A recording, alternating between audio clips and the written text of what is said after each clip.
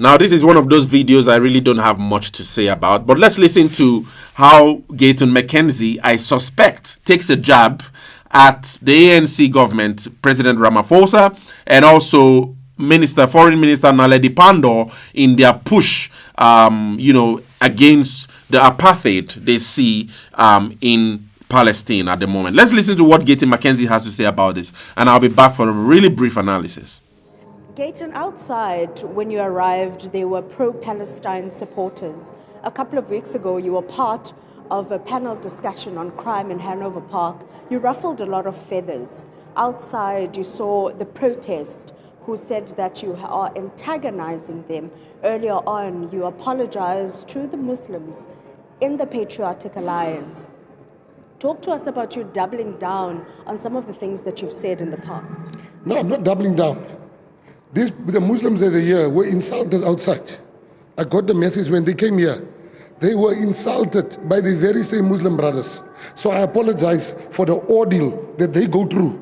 So when I stopped, they were standing there and swearing my mother and whatever. So I went. I said, what's your problem? You see, they bully people, man. They bully people, and you're not going to get that right with me.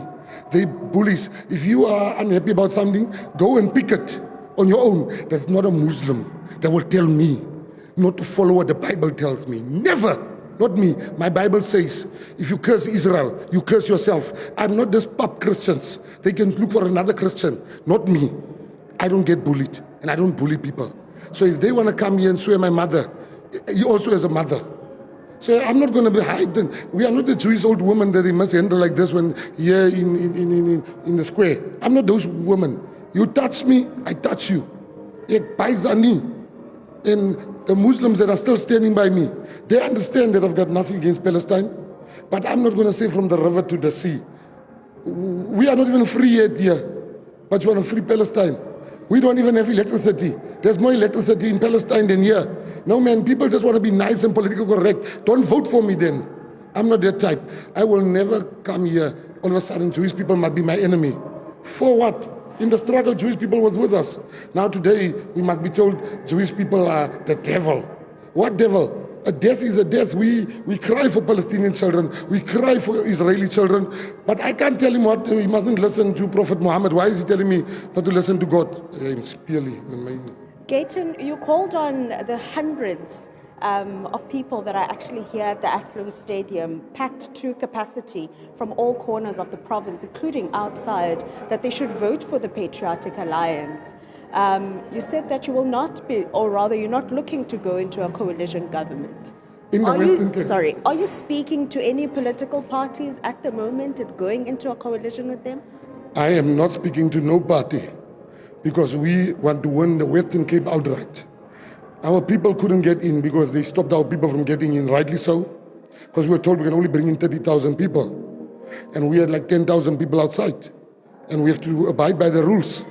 So we want to win the Western Cape outright. We have won 2 by-elections in the past 3 weeks. So ons baizani, ons is hier om te wen. We are going to win outright. Western Cape, we are taking it back. So you're doing away with the fact that previously you've boasted about potentially being the kingmakers? Now, nationally, we're not going to win outright. I mean, we must also be very realistic. Nationally, I will be the kingmaker. But in the Western Cape, you must understand, Gauteng is not here, Limpopo is not here, Eastern Cape is, Free State is not here, Northwest is not here, Mpumalanga is not here. This is just the surrounding places. So we are going to be the kingmakers in South Africa and Western Cape and the Northern Cape. We are going to win outright. So if you're looking to be an outright majority in the Western Cape, how then are you going to be a kingmaker nationally, going into a coalition, taking into account that you're saying that people should vote for you because you want to remove the current government? You see, we don't have a party, we don't have a country that consists of only the ANC and the DA. The ANC has had 30 years. The DA has had 15 years. We need new people. There's a lot of new parties that's coming up, and I hope they can do well, and we can get together on a national level. And which political parties are those? Well, you have Raisam Zanzi, you have Peluva, You have different parties coming up now. You have Bossa coming up. You've got a lot of registered parties coming up, and I wish for them to do well. Action SA, I can trust Mashaba any day. Most trustworthy guy. You can take his word to the bank. But the ANC, I've learned my lesson with them. Of the new political parties, I mean, you mentioned some that are new players. They don't have a track record. What are you looking at that informs the Patriotic Alliance to get into a collision with a new government, or new party rather, that does not have a track record? You know, for us, we are the only party that was very clear from the beginning. We said we don't care who we're going into coalition with, as long as you respect our promises we've made to these people that fill the stadium. We don't care who our coalition partner is, to be quite frank with you. Because coalition, you look at coalitions, if you want to dictate in a coalition, you should have won outright. If you don't win outright, you must have some humility, some humbleness in you, and say, well, I didn't win outright. Let me see. You know, the best way to explain the coalition is like I explained it to my son the other day.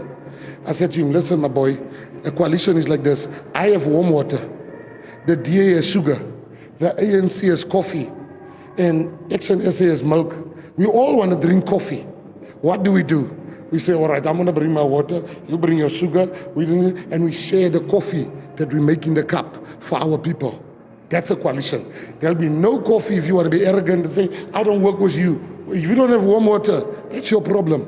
Yeah, so what do you guys have to say about this? You guys are going to be the ones talking a lot about this in the comments. But I know that this is a really sensitive discussion, and Gayton McKenzie has always had his feet firmly placed in his side, in the side he takes in this whole debacle between Israel and Palestine. And he seems to have this really religious Christian adherence to his beliefs, right? And so that has actually stepped on many toes in South Africa, and to Naledi Pandor and the ANC government in general, and also to the EFF, because this is a point where I see that the PA, the Patriotic Alliance, would clash a lot with the EFF, because the EFF also stands for Palestine and is really against Israel in what it terms an apartheid attempt in that region. So I don't know how this whole thing plays out with Gayton McKenzie, but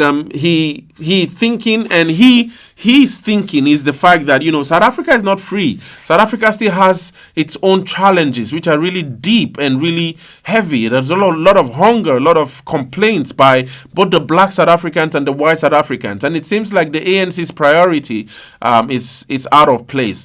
But at the same time, the Palestinians also see South Africa as a strong ally, because they are one of the major voices in the world that are speaking for them in what seems to be a discriminatory attempt against them and possible what has been termed genocide. So it's a really tricky place to position themselves, especially as the ANC government, and how this election might speak to that. And whatever the outcome of this election would be, I believe it would have a really interesting impact to the ANC's position, especially South Africa's position on the Israel-Palestine conflict. But I don't really have much to say about it. What do you guys think about his speech, Gayton McKenzie? Share your thoughts in the comments.